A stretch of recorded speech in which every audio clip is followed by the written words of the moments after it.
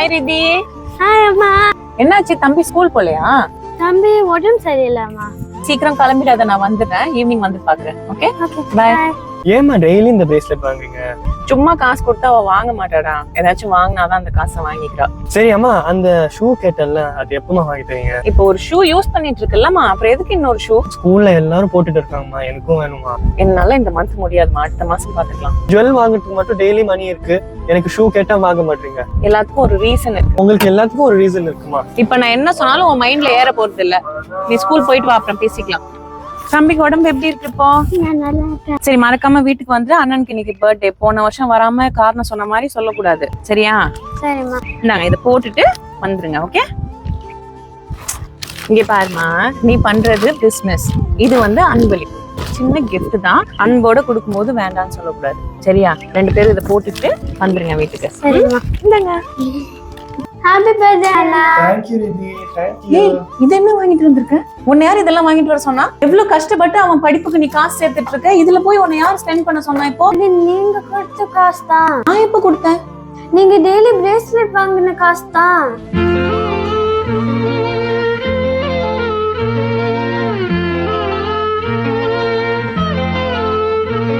அப்ப போன வருஷம் இதுக்காக தான் நீ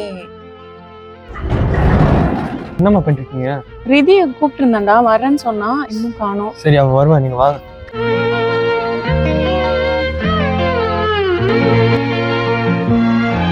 நம்ம குழந்தைங்க ஸ்கூலுக்கு போயும் கத்துக்க முடியாத பாடத்தை வாழ்வாதாரத்துக்கே போராடுற குழந்தைங்க ரொம்ப சுலபமா கத்து கொடுத்துருவாங்க. நீ நேத்து ஃபுல்லா பிஸியா போயிடுச்சுடா. இன்னைக்கு போய் ஷூ வாங்கிட்டு வந்துருமா, பர்த்டே கிஃப்ட்.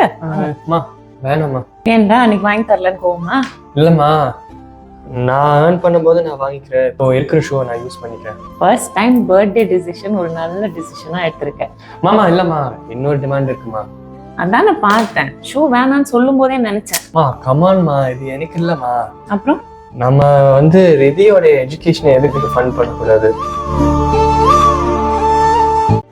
ஆக்சுவலா அவ சின்ன குழந்தையா இருந்தப்போ எனக்கு அவளுக்கு செய்யணும்னு மனசு இருந்தது. ஆனா அப்ப வருமானம் இல்லை. அப்புறம் என்னால சப்போர்ட் பண்ண முடியும்னு ஒரு நம்பிக்கை வந்தப்போ அவள்கிட்ட எத்தனையோ வாட்டி நான் கேட்டு பார்த்துருக்கேன். ஆனா அவன் நமக்கெல்லாம் மேல வளர்ந்துட்டா. அவளோட எண்ணங்கள் வந்து நம்ம நினைச்சு பார்க்க முடியாத அளவுக்கு இருக்கு. இந்த வயசுலயே அவ ஏர்ன் பண்ணி அவ தம்பியோட எஜுகேஷனுக்கு சப்போர்ட் பண்ணணும்னு யோசிக்கிறா. அததான் ஒரு லட்சியமா வச்சுட்டு இருக்கா. அதெல்லாம் ஓகே. நீ எப்படி சாப்பாடு, துணி அப்படிலாம் நீ யோசிக்காம ஸ்ட்ரெயிட்டா எஜுகேஷன் யோசிச்சு? இல்லம்மா, நீங்க தானே சொல்லியிருக்கீங்க, don't give them fish, teach them how to fish. It's very true. நம்ம சாப்பாடோ துணிமணியோ கொடுத்தா அப்போதைக்கு அவங்க தேவையை வேணா அது பூர்த்தி செய்யும். ஆனா படிப்புன்றது வந்து இஸ் பியாண்ட் சேரிட்டி. சரி, இதுல என்ன அப்பல இருந்து அடிக்கிட்டே என்னடா இவ்வளவு பிரேஸ்லெட்ஸ்? இன்னும் இருக்குமா? கொஞ்சம் நீங்க வாங்கினது, நேத்து என் சேவிங் மணியை வச்சு கொஞ்சம் நான் வாங்கினது. பட் இவ்வளவு வச்சு நீ என்ன பண்ண போற?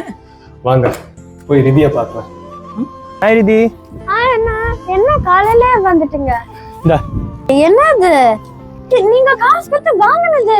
இது ஏன் என்கிட்ட தரீங்க? இந்தாங்க. ரிதி, இது பிசினஸ் இல்ல, இது ஒரு சின்ன gift.